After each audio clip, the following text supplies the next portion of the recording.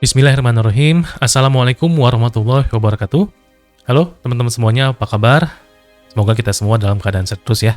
Bertemu lagi dengan saya Dodi Ferdiansyah, dan di video kali ini kita masih melanjutkan series tentang perintah-perintah dasar di Linux. Video ini merupakan bagian kedua dari perintah dasar Linux tentang variabel. Nah, yang akan kita bahas sekarang adalah tentang bagaimana melakukan export variable base. Langsung saja kita coba perintah-perintahnya. Yang pertama, kita akan coba memasukkan sebuah variabel, misalkan Dika, kita masukkan sebagai contoh export cell.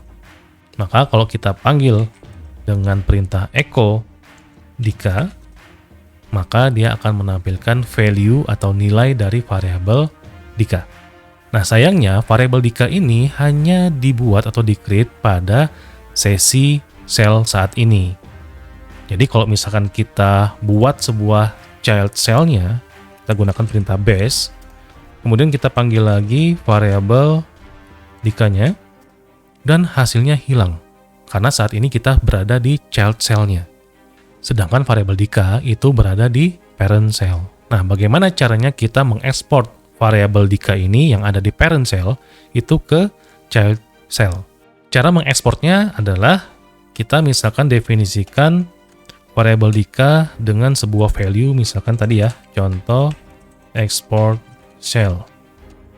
Kemudian kita coba echo lagi, apakah sudah ada?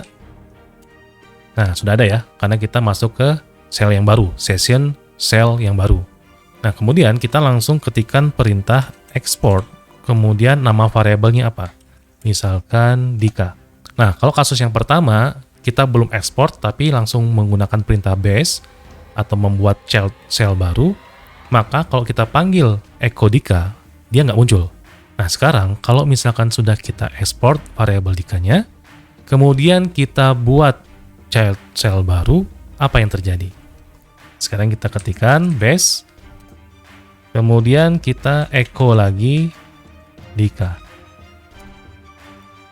Value-nya atau nilainya tetap ada, walaupun session dari cell-nya sudah berubah.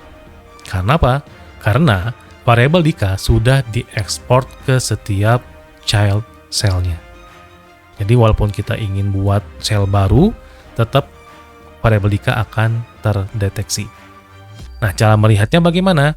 Cara melihatnya adalah kita gunakan perintah export -p. Nah, kalau teman-teman lihat di sini, declare -x Dika sama dengan contoh export. Nah, di sini sudah dideklarasikan bahwa variabel Dika itu nilainya adalah contoh export cell. Terus, kita juga bisa gunakan atau kombinasikan dengan bash scripting. Nah, ini juga sangat penting bagi teman-teman untuk menguasai bash scripting ya. Karena nanti akan berguna ketika akan mengelola atau memanage sebuah server berbasis Linux ataupun digunakan untuk belajar cyber security.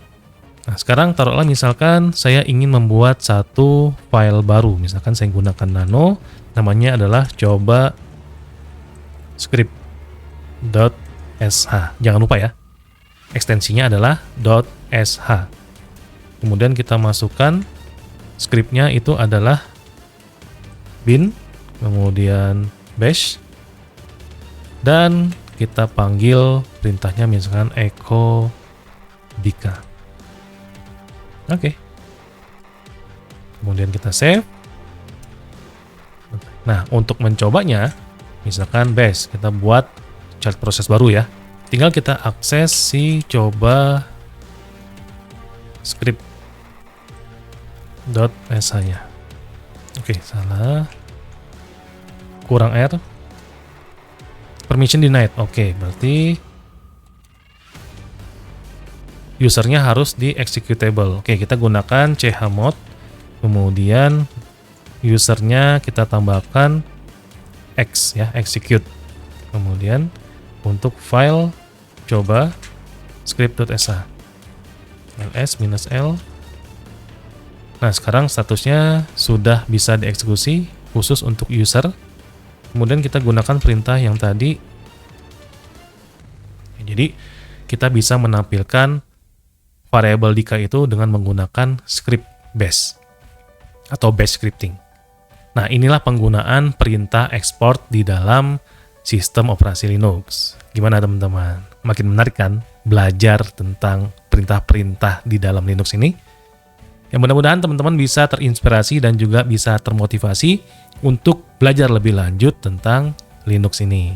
Di video selanjutnya, kita masih membahas tentang variabel. Jadi selalu pantau video-video dari channel Dodi Ferdiansyah, dan kita ketemu lagi di video-video berikutnya. Tetap sehat, keep secure. Assalamualaikum warahmatullahi wabarakatuh.